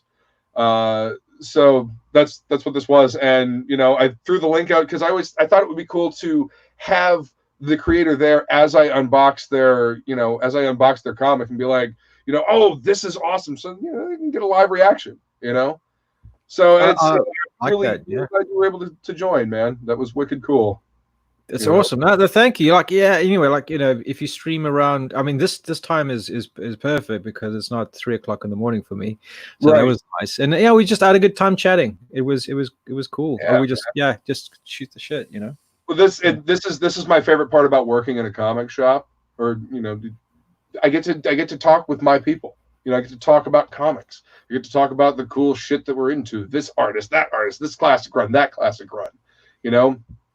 That's why this is great. I love doing this. So, I want to be there when you unbox shit. It won't be shit. It won't be shit. Yeah. Obviously, unbox it and it's super damaged. That'll be sad. That was I was worried about that. That was my chief concern about the whole thing. USPS seemed to.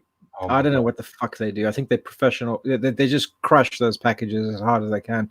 Yeah, basically. Yeah. But all right, guys, I'm gonna go ahead and end the stream. Thank you very much for hanging out with us. You guys are awesome.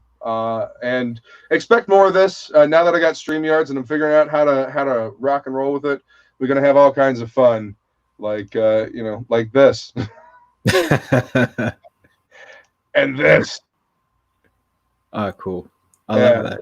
That's cool. You're prepared. You got your oh yeah. And when somebody's going on, So I went a little nuts with the gifts. So anyway, thank you guys for being here. I will check you out later. Cheers, guys. Cheers, chat. Bye-bye.